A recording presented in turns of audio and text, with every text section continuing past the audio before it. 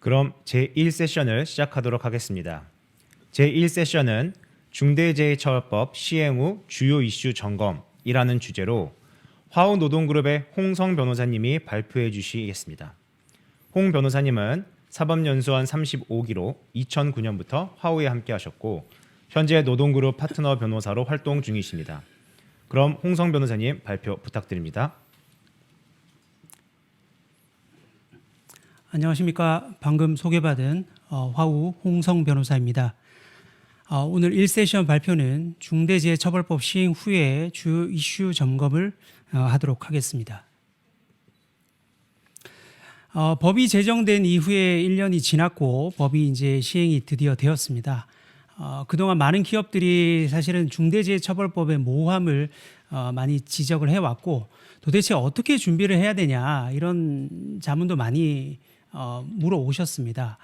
그래서 오늘 제가 말씀드릴 부분은 중대재해처벌법에서 가장 문제가 되고 있는 주요 이슈를 9가지를 선정을 해봤습니다.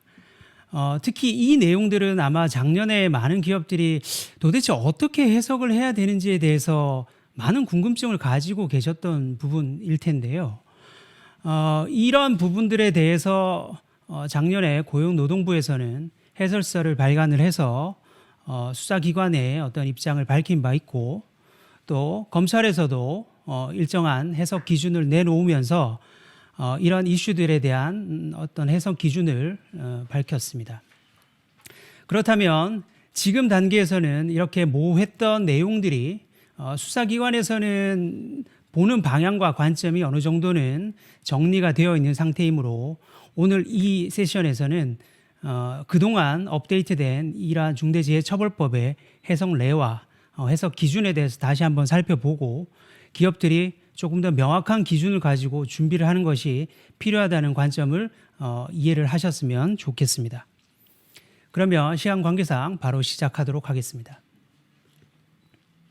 자, 첫 번째 이슈로 중대재해처벌법 위반죄 구성 요건과 고의에 대해서 설명드리겠습니다. 중대재해처벌법 6조에서는 4조와 5조를 위반해서 제2조 제2호 감옥 사망사고입니다. 사망사고와 같은 중대산업재해에 이르게 한 사업주, 경영 책임자에게 형사책임을 부과를 하고 있습니다. 사실 법 조항으로는 이것이 다기 때문에 여기에서 일정한 구성 요건을 도출을 해야 되는데요.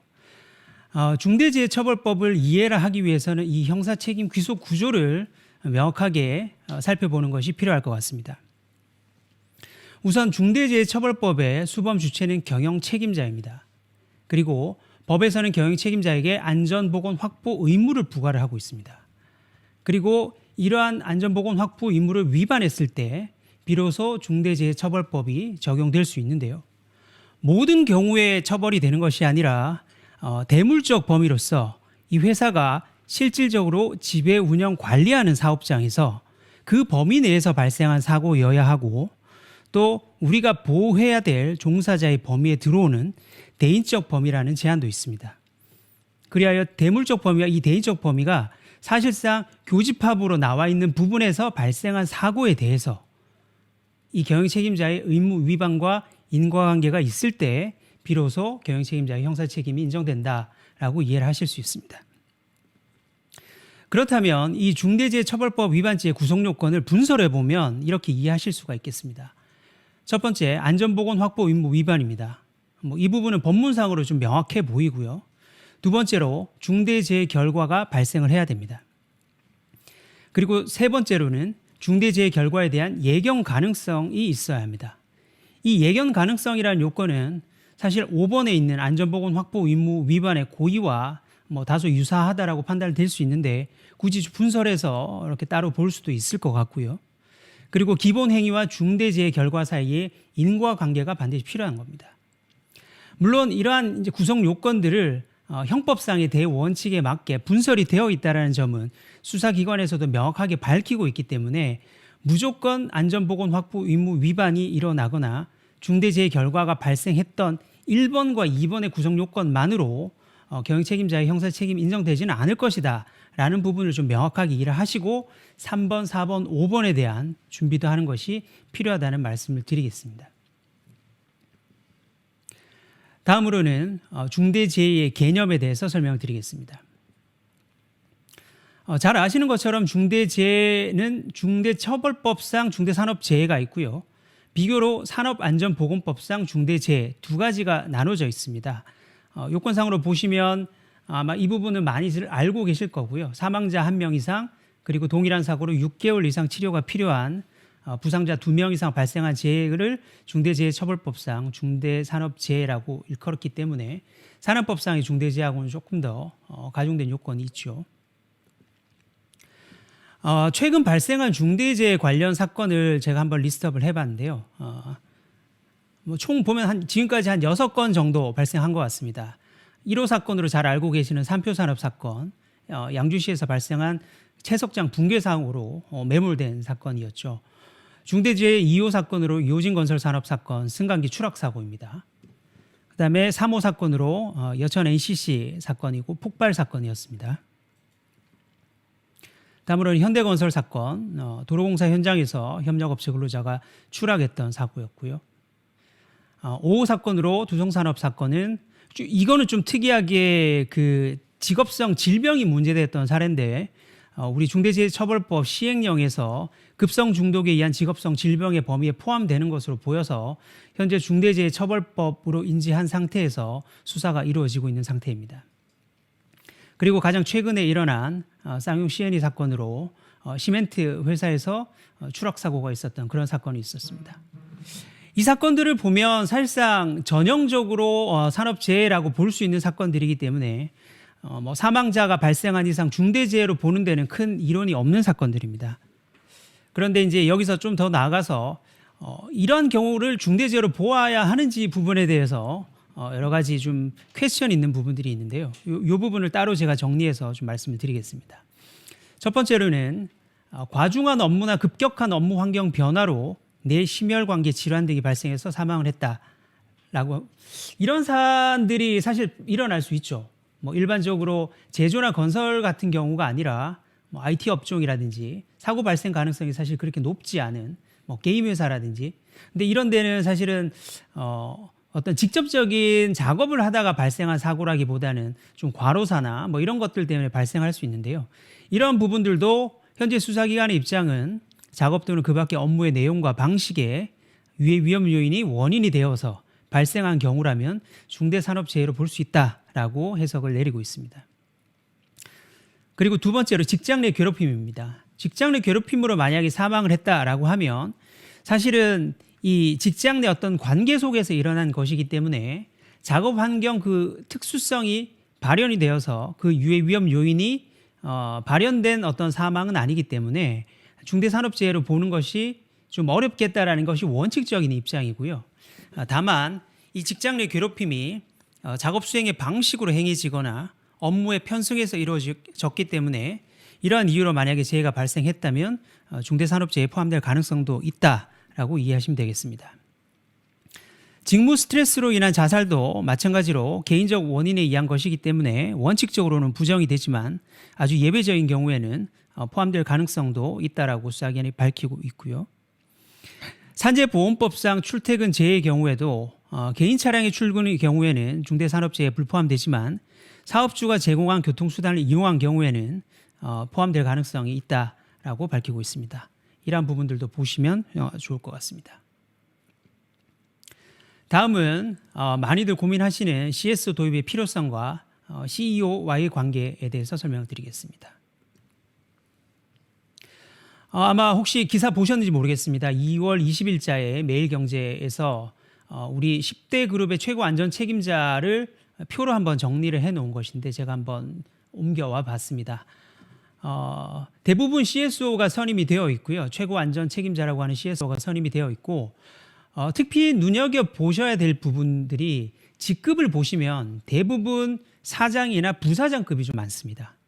그리고 전무도 간혹 보이긴 하고 상무는 사실 그렇게 많지는 않습니다. 그래서 10대 그룹은 사실 지금 CSO의 직위 자체를 거의 부사장급 미니멈 한 전무 정도로는 생각을 하고 실제 최고 안전 책임자를 두고 있는 것을 확인하실 수 있습니다. 자, 그러면 여기서 가장 문제되는 것이 CSO를 만약에 선임했다면 이 CSO가 안전보건 관련 업무를 총괄하고 CEO가 과연 아무 업무를 수행하지 않아도 되는 것인가, 이런 거에 대한 의문이 생길 수 있습니다. 이 부분에 대해서는 뭐 작년에 저희도 정말 많은 질문을 받았었는데요. 크게 보면 두 가지 견해로 나눌 수 있습니다. 첫 번째로는 중대재해처벌법이 사업을 대표, 사업을 총괄하는 CEO한테 안전보건 확보 의무를 부과하고 있기 때문에 CEO가 아무런 관여를 하지 않는 것 자체는 법적 리스크를 굉장히 높일 수 있다, 이런 의견이 있고요. 두 번째로는 중처법이 경영 책임자를 대표이사로 특정하지 않았기 때문에 사내 정결 규정에 따라서 수법 의무 자체를 CEO가 부담하지 않는다면 CEO한테 형사 책임을 부담할 수 없다라는 의견도 있습니다. 현재 두 가지 의견이 있고, 이거에 따라서 컨설팅도 많이 결론을 내고 진행을 했던 것으로 알고 있는데요. 현재 정리된 수사기관의 입장은 조금 일관된 것 같습니다. 수사기관은 대표이사가 산안법상 책임을 회피한다는 그런 반성적 고려에서 중대재해처벌법이 제정이 되었고, 또 법문헌상 경영 책임자의 정의를 사업을 대표 총괄하는 사람 또는 이에 준하여 안전보건 업무를 담당하는 사람이라고 되어 있기 때문에 이 또는의 의미가 양자택일이 아니라 양쪽 모두 의무 불이행의 책임을 지는 것으로 해석해야 된다라는 입장입니다. 그렇기 때문에 법령에서 부과한 의무를 CEO가 타인한테 위임해서 형사 책임을 면제받는 것은 허용할 수 없다라고 보고 있습니다. 자, 그렇다면 뭐 말도 많고 탈도 많은 이 CSO의 문제인데, 이 CEO 법적 리스크의 저감을 위한 목적의 CSO 도입은 좀 신중할 필요가 있다라는 현재 입장으로 좀 이해를 하시면 좋을 것 같습니다. 고용노동부 등 수사기관은 결론적으로는 안전보건에 관한 최고 책임자가 있다고 하더라도 CEO 책임이 면책되는 것은 아니다라는 견해를 사실 반복적으로 표명을 하고 있기 때문에 CEO가 기본적으로는 경영 책임자가 된다는 점을 염두에 두고 안전보건관리 조직을 구성하는 것이 바람직하다라는 것입니다. 물론 이 내용은 수사기관에서의 입장인 것이고 법원에서 달리 판단될 여지는 분명히 남아 있습니다만은, 어찌됐든 사고가 발생을 하게 되면 수사기관에서 대표이사까지 입건이 이루어지고 수사가 이루어질 것이기 때문에 현재 기업들이 이 부분을 좀 유의하시는 것이 필요할 것 같습니다. 그리고 결론적으로 CSO를 두더라도 CEO의 업무 부담을 경감하거나 안전보건을 조금 더 강화하는 측면의 CSO 관리 체계를 구축하는 것이 필요하다는 점을 다시 한번 강조를 드립니다. 자, 그렇다면 경영 책임자로서 만약에 CSO를 선임을 한다면 그 CSO의 지위를 어떻게 설정할 것인가의 문제가 또 남습니다. CSO가 경영 책임자로 인정되기 위해서는 기본적으로 안전보건에 관한 인력과 조직과 예산에 대해서 실질적으로 최종적인 결정 권한을 행사하는 것이 필수라고 보셔야 합니다. 그리고 제가 앞서 매일경제 기사를 좀 보여드렸는데요. CSO의 법적 지위는 대표이사일 수도 있고 또 등기이사일 수도 있고 비등기 임원, 크게 보면 세 가지 유형이 존재하는데, 지금 정리된 어느 정도의 입장은 대표이사나 등기이사 정도까지를 보는 것 같습니다. 물론 뭐 이 부분을 공식적으로 발표한 건 아니지만 기본적으로 우리 등기이사 정도 되면 상법상 이사라고 볼 수 있지 않습니까? 그러면 상법상 이사가 이사회에서 주요한 회사의 경영상 안건을 결정할 수 있는 권한과 지위에 있기 때문에 안전보건에 관해서도 아주 독자적인 권한과 책임을 가지는 것으로 평가할 수 있다라는 반증이 될 수 있어서 등기이사 정도의 지위는 이르는 것이 조금 더 안전하겠다라고 보실 수 있겠습니다. 사례 부분은 CSO에게 독자적으로 권한과 책임을 부여하기보다는 형식적으로 지위를 부여를 하고 CEO가 모든 권한과 책임을 행사할 때는 CEO가 책임을 질 수 있다라는 부분이라서 간단하게 설명을 가름하고 넘어가겠습니다. 그렇다면 CSO와 CEO가 만약에 선임되어 있을 때 사실 안전보건에 관해서 CEO는 도대체 무엇을 해야 되느냐, 이 부분에 대한 문제가 사실 좀 고민스러운 부분이긴 하는데요. CSO가 만약에 독자적인 권한과 책임을 인정을 하더라도 CEO가 완전히 업무를 배제하고 안전보건에 관해서 전혀 챙기지 않는 것은 위험하다라는 제가 말씀을 드렸죠. 그렇기 때문에 CSO가 최종적인 의사를 결정하기 전에 재무나 인력 운용 상황에 대한 사전 보고를 CEO가 받는 것이 필요할 수 있고, 또 CSO가 최종 의사결정을 한 후에 정보 전달 방식으로 CEO가 일정한 내용을 공유받는 방식, 그리고 또 협의체 등 안전보건경영위원회 같은 협의체에서 CSO가 안전보건에 관한 사항을 논의를 할 때 CEO도 구성원으로서 참여하는 방안도 고려해 볼 수 있고, 산업안전보건법상 14조에 따른 대표이사의 이사회 보고 의무 사항에 대해서는 CEO가 직접 보고하는 방안을 고려함으로써 기본적으로는 CEO가 안전보건에 관해서는 일정 정도 관여한다라는 여러 가지 정황을 준비하는 것이 필요하겠다라는 말씀을 드립니다. 마지막으로 이 주요 이슈 3과 관련해서는 만약에 사업을 대표하고 사업을 총괄 관리하는 사람이 2명 이상인 경우에는 공동대표 혹은 각자 대표로서 각자 경영 책임자가 될 수 있는 지위에 있고요. 또 하나의 법인에 2개 이상의 사업 부문이 있는데 그 2개 부문에 대표이사가 만약에 있다면 각 사업 부문의 대표가 경영 책임자가 될 수 있습니다. 그리고 복수 사업 부문의 대표가 있는데 만약에 그 위에 또 법인을 대표하고 사업 전체를 총괄하는 대표가 별도로 만약에 존재한다면 사실은 원칙적으로는 그 사업 부문별 대표가 경영 책임자이지만 총괄 대표가 경영 책임자가 될 수도 있습니다. 그렇기 때문에 만약에 오너가 있는 회사 같은 경우에는 전문 경영인을 별도로 두고 있더라도 실질적인 권한과 책임을 누가 행사하느냐를 따져서 그 오너가 형사 책임의 리스크를 부담할 수도 있다는 부분을 유의하셔야 할 것입니다. 다음은 중대재해처벌법 위반죄와 산안법 위반죄의 죄수 관계입니다. 이 부분도 사실은 좀 많이 물어보셨던 부분이기는 합니다. 작년에 많은 기업들로부터 자문을 요청받았었는데요. 사실 중처법과 산안법은 완전히 다른 죄라고 보시면 됩니다. 이게 뭐 중처법이 산안법의 특별법이라고 보시면 안 되고요. 원칙적으로는 각 책임 주체별로 별개의 산안법 위반죄, 중처법 위반죄가 성립하는 범죄거든요. 사실은 산안법 위반죄는 그 의무상의 조치를 다하지 않았다라는 자체를 처벌하는 것이고요. 중처법은 의무 위반을 했다는 그 자체로 처벌하지는 않습니다. 의무를 다하지 않았고 사망사고와 같은 중대 재해의 결과가 발생했을 때 그 둘 사이 인과관계가 있어야 되기 때문에 이 행위태양이나 어떤 그 보호법익과 행위태양 등이 완전히 다르다라고 보셔야 되기 때문에 엄격히 말해서 그 두 사이의 범죄는 실체적 경합관계다라고 이해를 하셔야 됩니다. 예외적으로 상상적 경합관계가 뭐 인정될 수 있는 케이스들도 있을 수 있지만 아주 좀 예외적인 사례이기 때문에 기본적으로 실체적 경합관계로 이해를 하셔야 되고요. 마지막으로 양벌 규정에 대해서 만약에 중처법에도 양벌 규정이 있고 산안법에서도 양벌 규정이 있는데 마찬가지로 이 두 분에 대해서도 실체적 경합관계라고 이해를 하셔야 되겠습니다. 5번째입니다. 해외 사업장에 중처법이 적용이 되느냐 이 부분도 많이들 궁금해하시죠. 기본적으로 형법상 속인주의 원칙입니다.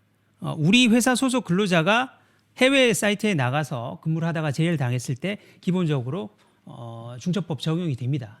우리 중처법에는 재해 발생 장소에 따른 별도의 제한 규정이 없기 때문에 원칙적으로 적용이 되고요. 그런데 이제 만약에 외국법에 따라서 설립된 해외 법인이라고 하더라도 우리 소속 근로자가 우리 소속을 유지한 상태에서 출장이나 파견을 가는 경우가 있죠. 그런 경우에서 업무를 수행하다가 만약에 사고를 당하면 우리가 중처법상 책임을 져야 되는 기본적인 부담을 지게 되고 특히 더 나아가서 우리가 그 해외 사업장을 실질적으로 지배 운영 관리를 한다면 중처법이 적용된다라고 이해를 하셔야 될 것 같습니다. 반대로 국내 법인이 출자만 한 경우라면 외국 소재 사업장은 중처법이 적용되는 사업 또는 사업장에 해당하지 않는다라고 보셔야 됩니다.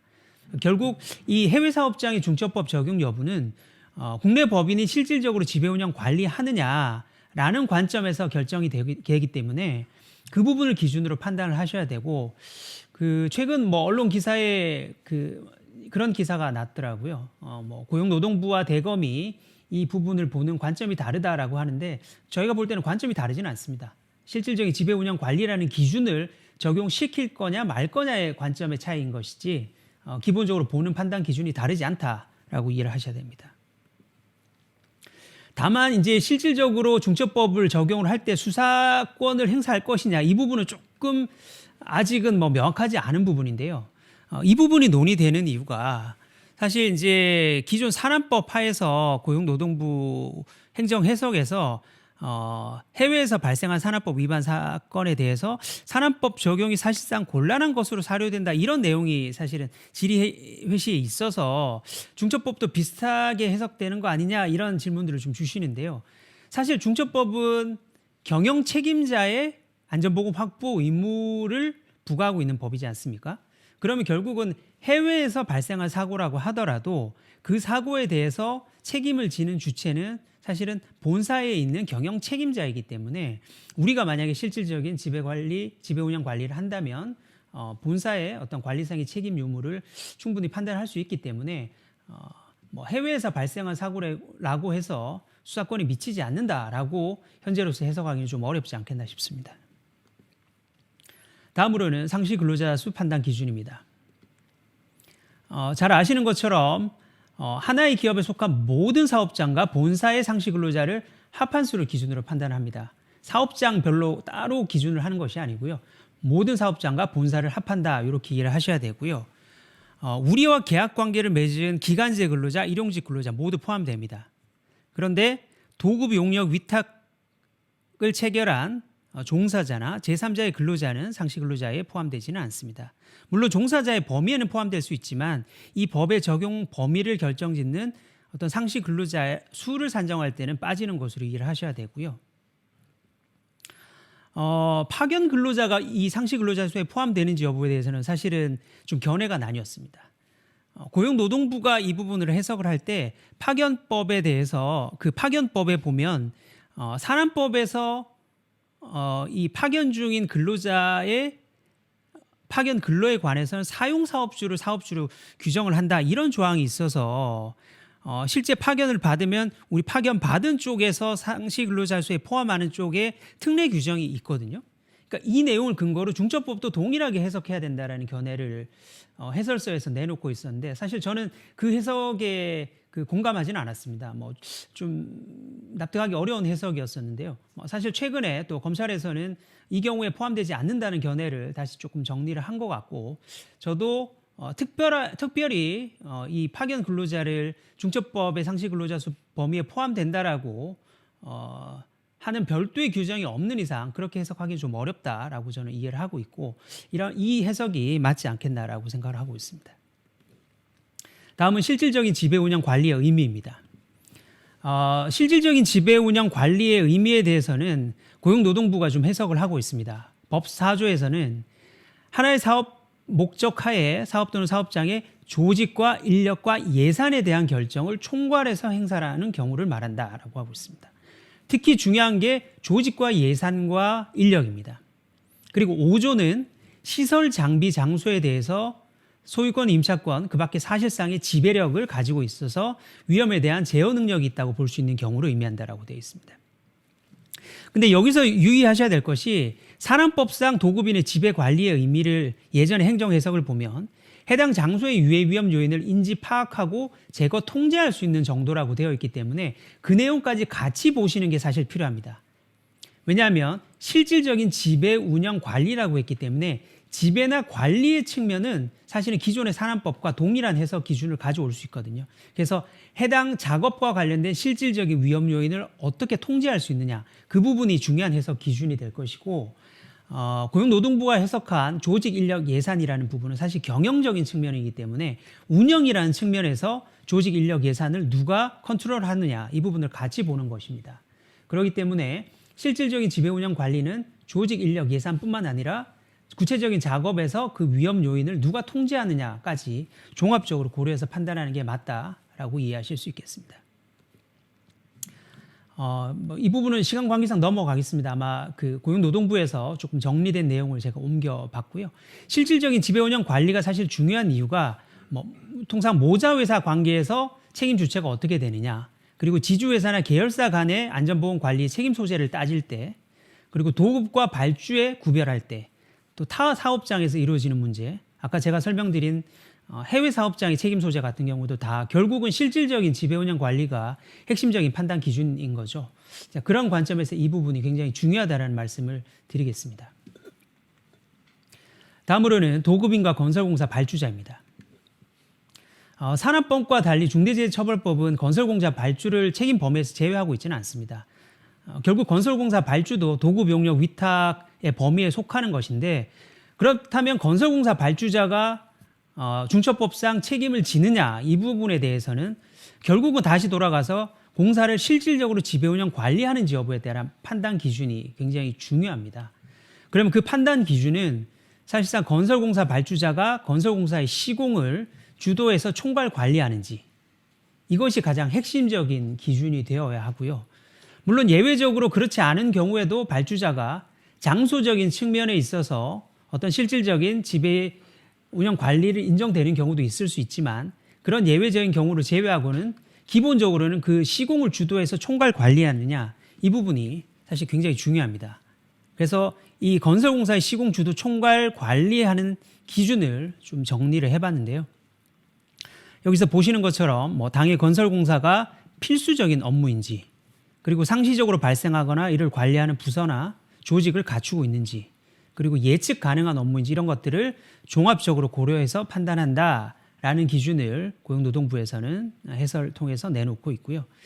또 참고할 만한 판결로 작년에 중처법 시행 이전의 판결이긴 하지만 산업법 하에서 시공을 주도 총괄 관리해야 될 지위에 있는지 여부에 대해서 구체적인 판단 기준을 울산지법에서 판단 기준을 내놓고 있는데, 이러한 부분도 자료를 통해서 좀 참고를 하시기 바랍니다. 시간 관계상 넘어가도록 하겠습니다.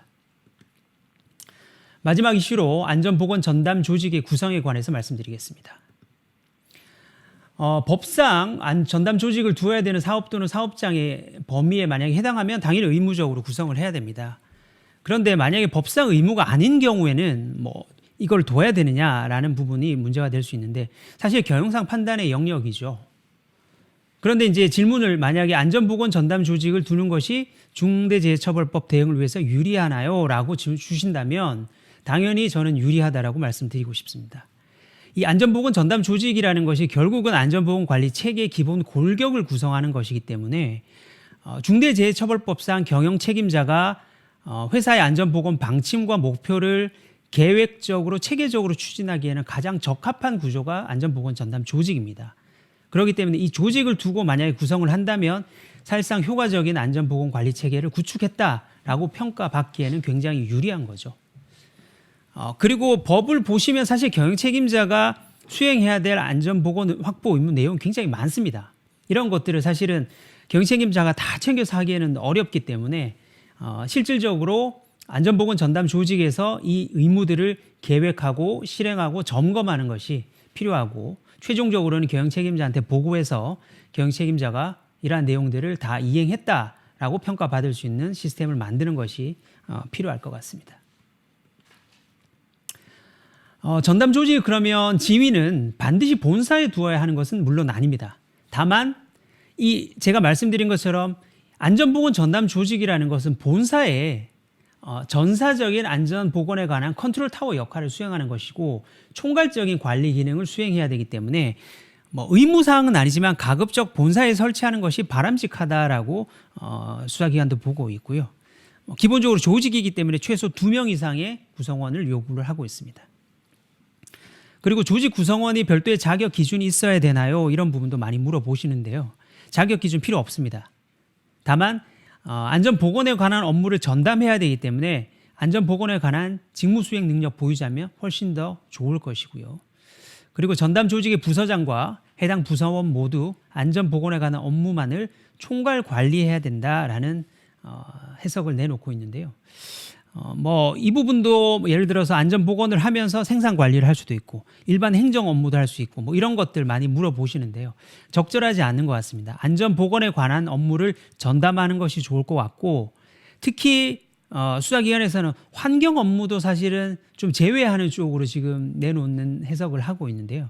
물론 기존의 안전환경팀이나 환경안전팀 이렇게 해서 안전환경을 같이 묶어서 업무를 수행하고 있는 부서들이 많은데, 뭐 설사 그 조직을 같이 묶어서 구성을 하더라도 각 그 담당자별로 업무를 나누어서 안전 업무를 담당하는 사람이 주로 안전보건 전담 조직에서 업무를 수행할 수 있는 체제를 만들어 놓는 것이 중요하다라는 말씀을 드립니다. 이상 제가 준비한 내용은 다 말씀을 드렸습니다. 중요한 쟁점들이 많지만 시간 관계상 이 정도로 마무리하고요. 여러 가지 법 시행 이후의 쟁점들에 대해서 조금 더 고민하고 또 궁금하신 사항이 있으면 언제든지 저에게 질문을 해주시기 바랍니다. 이상 마치겠습니다. 감사합니다.